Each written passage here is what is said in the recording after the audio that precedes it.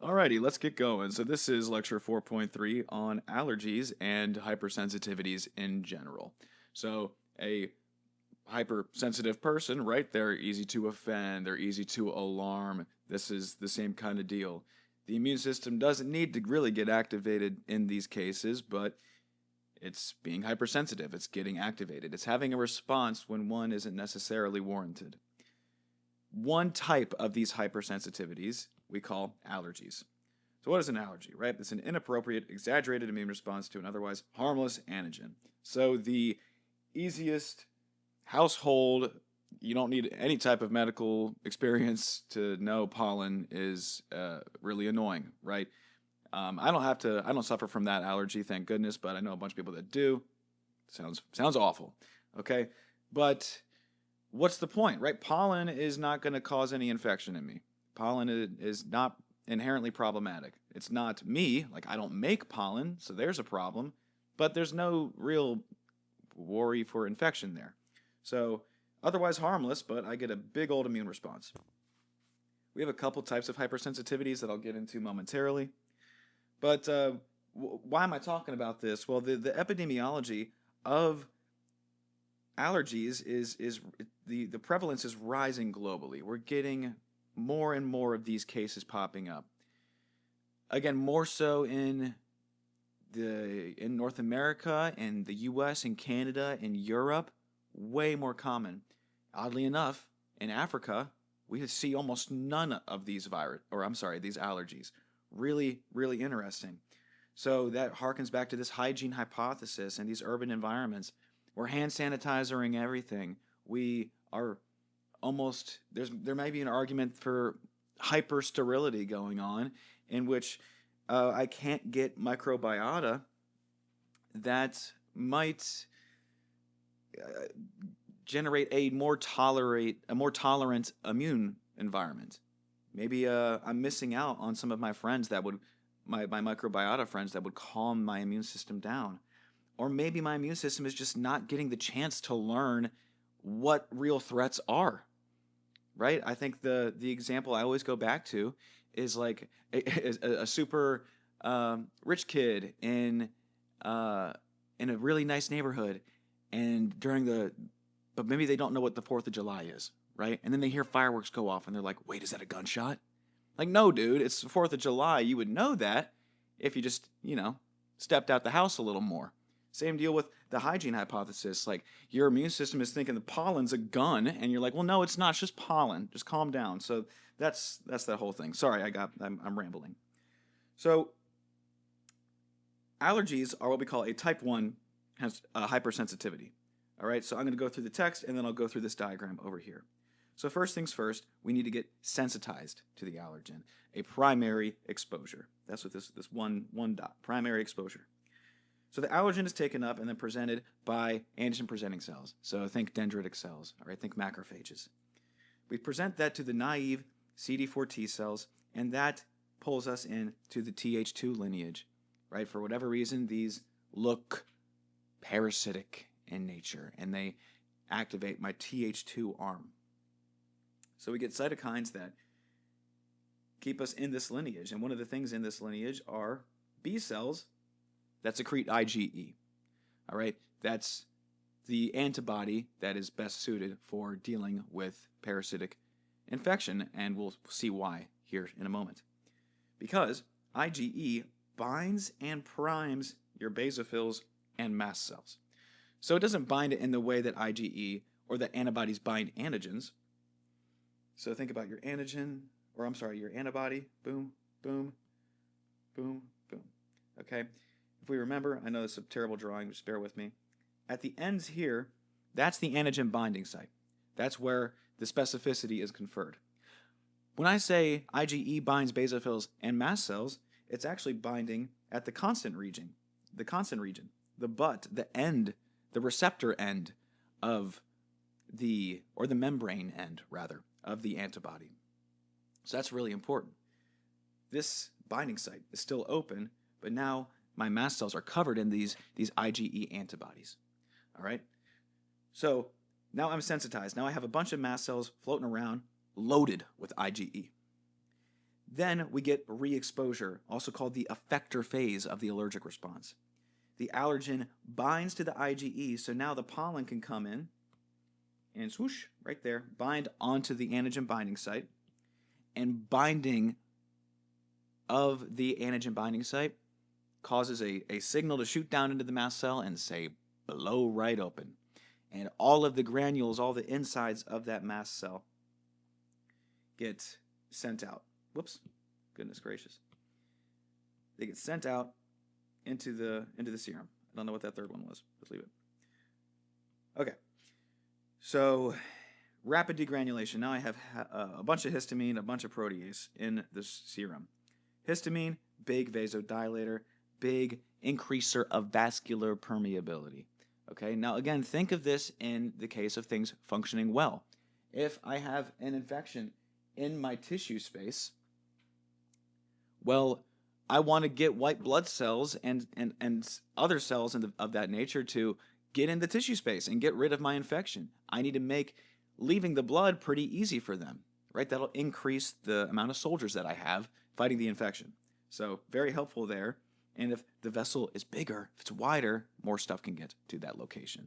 So this is helpful, but in the case we're talking about it in today, hyperhistamine levels, can be really, really damaging, especially when something as innocuous as pollen is the cause of it.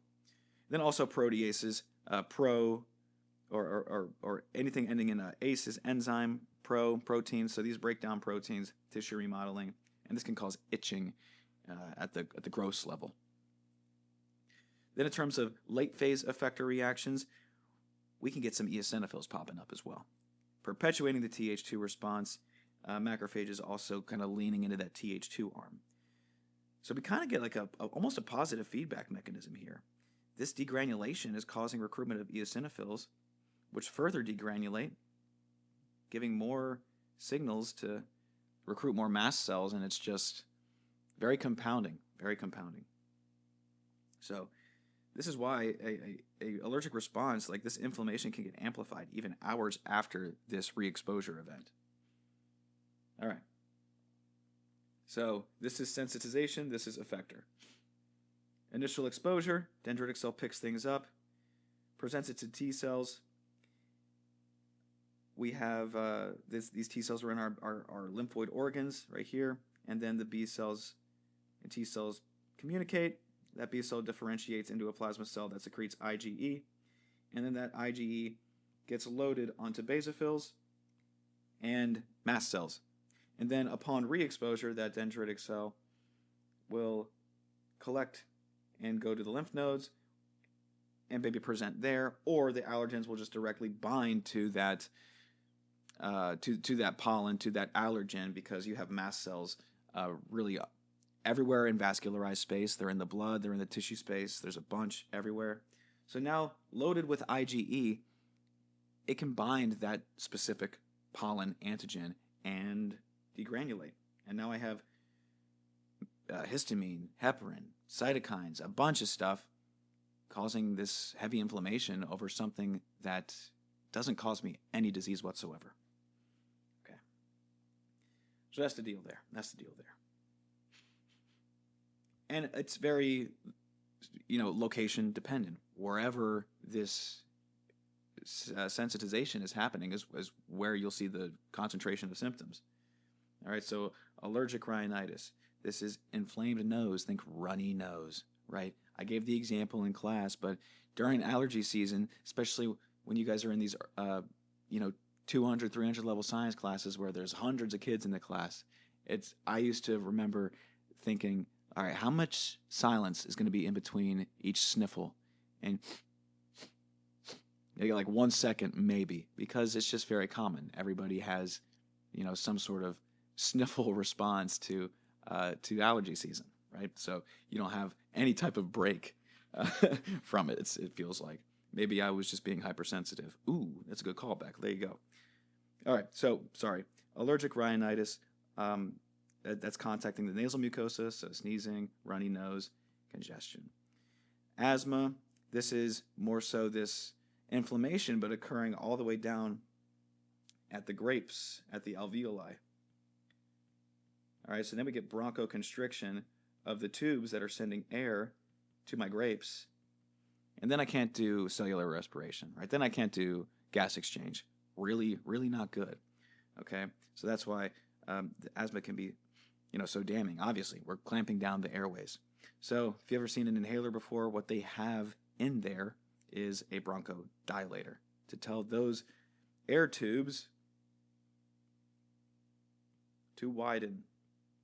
Say, I don't care that there's pollen, or I don't care that there's some sort of stimulus causing you to constrict. I need you to be open. I need to breathe. Okay. At the skin level, you'll have your hives, your dermatitis, things like eczema, psoriasis.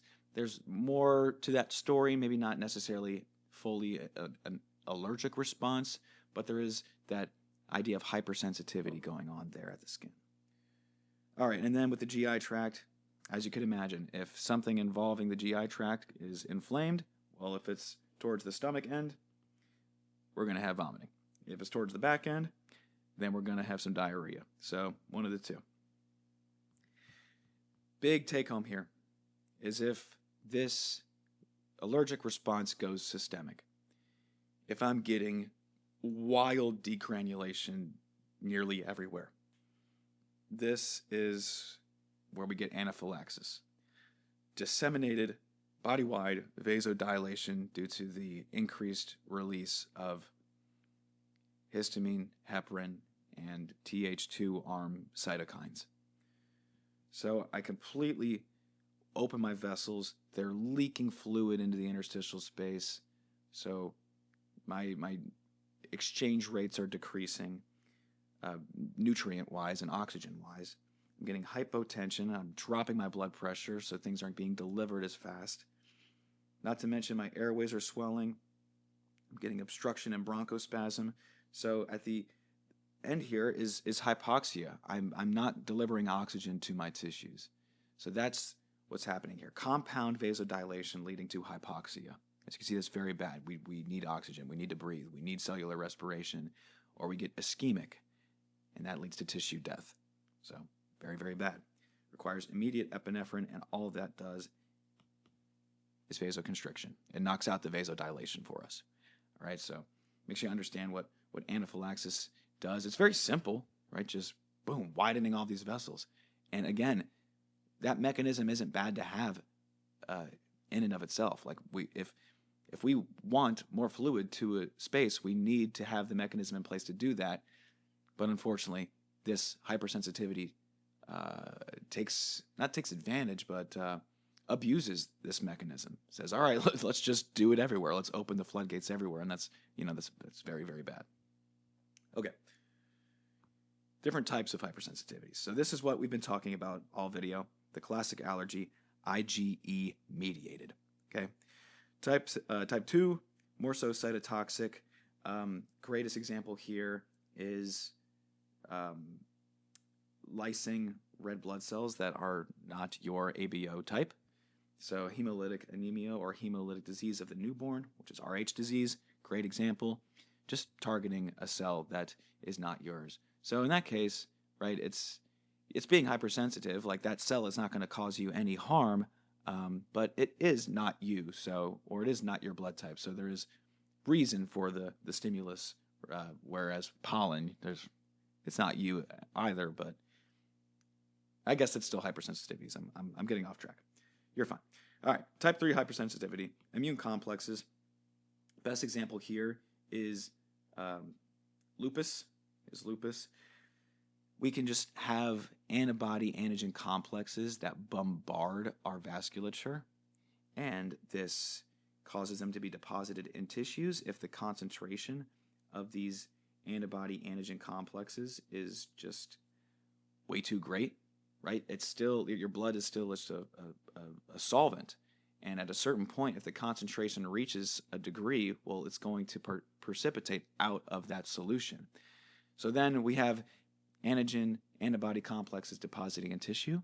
We have it depositing in kidneys, and now I got kidney failure. So very, very not good. That's the scientific term, very not good. Type 4 hypersensitivity, more delayed, T cell mediated. It takes a couple days. You see these in TB tests, so that's why those take a little while to come back, those results. And also you'll see this in organ rejection on the cellular front. If the T cells become wise that that kidney is not yours or that liver is not yours, this is one of the ways that this can take hold. But this, anytime you're hearing allergies, it is type 1. This is, the number one that we're dealing with on this hypersensitivity front. But we already kind of talked about 2. We're going to talk about 3 a bunch next unit, and we already mentioned 4 with the organ transplants. Okay, so who's to blame? What cells do I need to go lock up? All right, so you have your mast cells, again, resident in all mucosal tissue, and these tissues are highly vascularized, right? In my respiratory tree, in my GI tract, all of that tissue is open to the air because physiology is occurring there. Respiration is occurring there. Digestion, nutrient absorption is occurring there. So I need blood there. So that means the stuff in the blood is there, i.e. my mast cells. Also found in connective tissue as well. And that's technically a different type of mast cell, but don't worry about that. Degranulation is really, really potent with histamine and proteases. And again, that's also cytokines being released, thus recruiting more cells. So quite potent. Next up is your eosinophils. So we haven't really talked about these since Unit 1, but they're really, really crucial here. They reside in connective tissue, that's what CT is, apologies, beneath epithelia, and circulate to a very, very low degree, very low numbers, all right? And granule release is very, very toxic, and I'm going to pause for just a couple seconds and think to yourself, why? Why would I have a remarkably toxic granular profile release as to in one of my cells? Like, why? I don't want a toxic bomb inside me. That doesn't sound advantageous. Well, the reason, pause one more time, is because these cells fight multicellular parasites. Okay. Yeah, there we go. Fight multicellular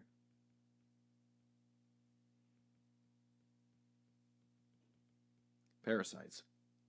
So, again, I think I've mentioned this a couple times, but every time we talk about an immune response, it's on a level of size, it's very one-to-one, right? These bacteria are unicellular. These viruses aren't all that much bigger than than the cells that are fighting them, right? Because, the viruses might be smaller, but they're infecting cells that are the same size of the cells that are fighting them. So it's very much on a similar fighting plane. With parasites, you can see a tapeworm with your naked eye. This is a gigantic structure relatively. This is David versus Goliath.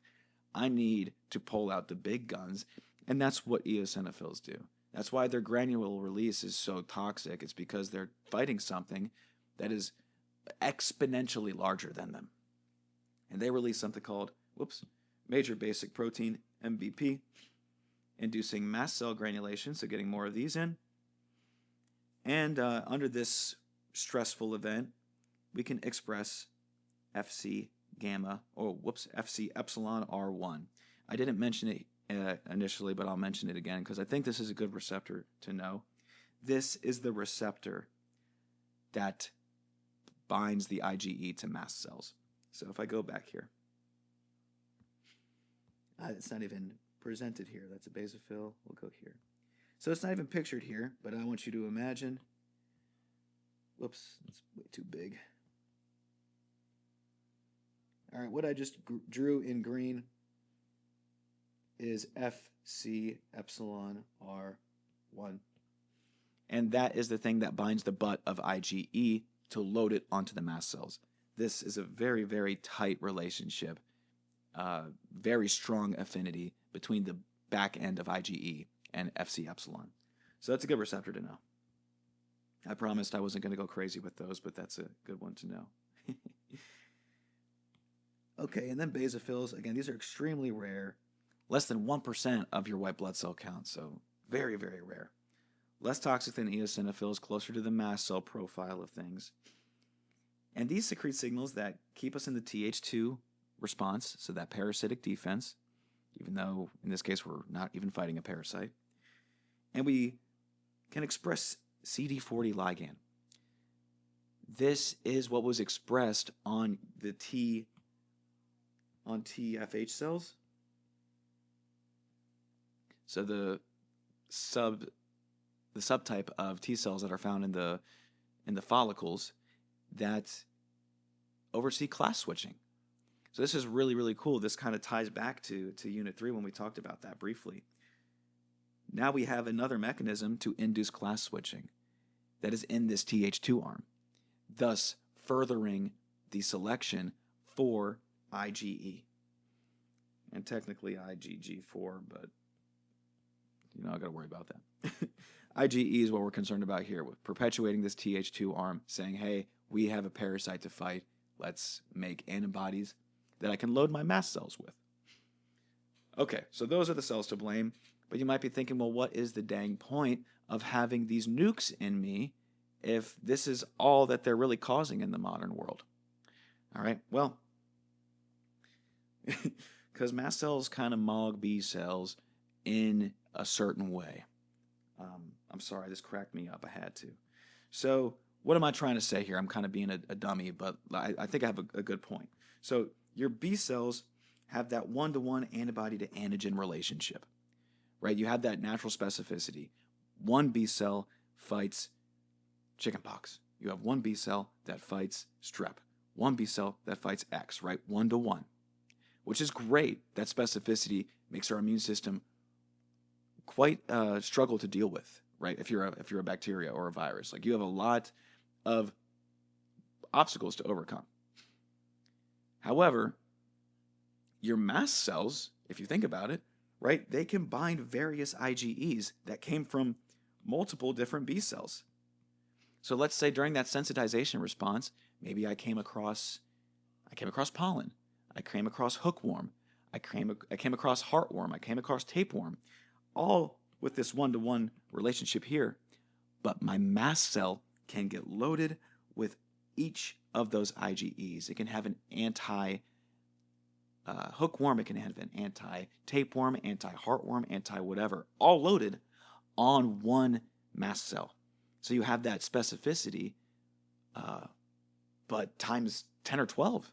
So they kind of beat the B cell at their own game. They're like, step your game up.